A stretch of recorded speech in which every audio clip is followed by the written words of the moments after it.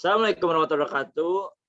Kami dari kelompok 1 kelas Piwar 2D akan mempresentasikan mengenai kasus Indonesia menggugat Australia di WTO atau World Trade Organization terkait kebijakan rokok berkemasan polos.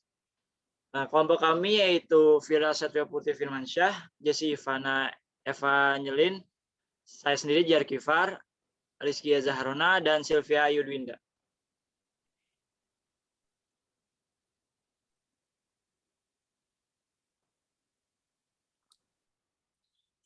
Yang pertama adalah latar belakang kasus. Indonesia dan 4 negara lain, Honduras, Republik Dominika, Ukraina, dan Kuba mengadukan Australia ke Organisasi Perdagangan Dunia atau World Trade Organization. Australia dianggap melanggar kesepakatan umum tentang tarif dan perdagangan atau General Agreement on Tariffs and Trade atau GATT yang mewajibkan semua produk tembakau yang masuk ke negara itu berkemasan polos. Indonesia sebelumnya telah melakukan upaya bilateral terhadap Australia terkait kasus ini. Namun, nyatanya usaha tersebut tidak berhasil. Direktur Jenderal Kerjasama Perdagangan Internasional Kementerian Perdagangan menyatakan bahwa langkah terakhir yang diambil, pemerintah memutuskan untuk mengajukan pengaduan ke WTO. Indonesia menilai kebijakan Australia itu bertentangan dengan pasal 23 GATT 1994 dan dengan 3 perjanjian WTO lainnya tentang prosedur penyelesaian sengketa antar negara, hak paten dalam perdagangan serta hambatan teknis dalam perdagangan. Kebijakan kemasan rokok polos bertentangan dengan sejumlah pasal dalam kesepakatan aspek kekayaan intelektual yang terkait perdagangan atau Trade Related Aspect of Intellectual Property or TRIPS yang dianut negara anggota WTO. Salah satunya pasal 20 kesepakatan TRIPS yang menyatakan bahwa anggota WTO tidak diperbolehkan untuk menerapkan persyaratan khusus guna mempersulit penggunaan merek dagang.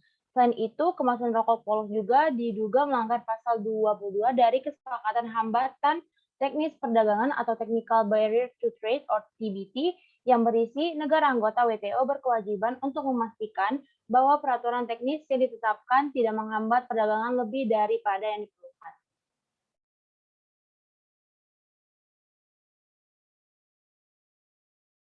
Selanjutnya itu adalah penyelesaian masalah berdasarkan hukum perdagangan internasional. Gugatan yang dilakukan oleh Indonesia dan sejumlah negara lain seperti Kuba, Honduras, dan Republik Dominika terhadap negeri jiran lantaran menerapkan aturan kemasan netral pada produk tembakau ditolak oleh WTO dan dimenangkan oleh Australia.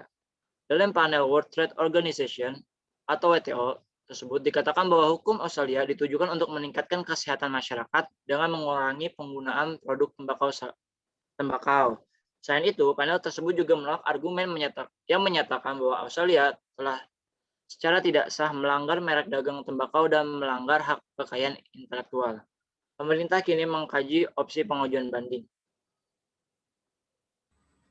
Direktur Perdagangan Internasional di Asosiasi Produsen Rokok Jepang mengatakan bahwa keputusan tersebut merupakan langkah mundur dalam melindungi hak atas kekayaan intelektual. Ia beranggapan jika keputusan ini presiden yang berbahaya dan bisa mendorong negara lain melarang sebuah merek tanpa perlu membuktikan dampaknya bagi kesehatan publik. Sementara itu, pemerintah Honduras menyatakan bakal mengajukan banding terhadap putusan tersebut. Menurut pemerintah tempat, putusan WTO mengandung kesalahan faktual dan cacat hukum serta bias. Appellate Body yang terdiri atas 7 hakim dan berkedudukan di Swiss bertugas mengkaji ulang putusan panel WTO.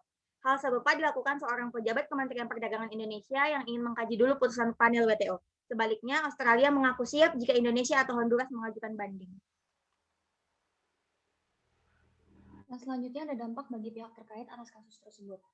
Koalisi Nasional Penyelamatan Kretek atau KNPK mengkhawatirkan kemenangan Australia dalam sengketa-sengketa perdagangan besar atas Undang-Undang Pengemasan Tembakau Polos dapat memicu kampanye serupa di Indonesia. Namun, secara hukum, kemasan rokok dan kretek di Indonesia sudah memiliki peraturan tersendiri, dan peraturan tersebut juga selalu mendapat revisi setiap tahunnya.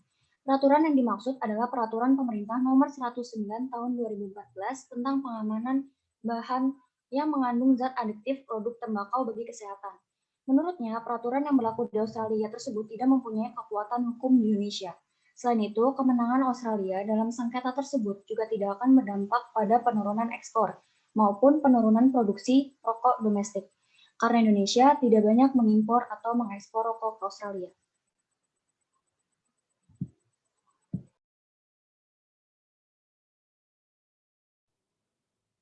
Mungkin cukup sekian dari kelompok kami. Kurang lebihnya mohon maaf. Wabillahi taufiq wal hidayah. Wassalamualaikum warahmatullahi wabarakatuh.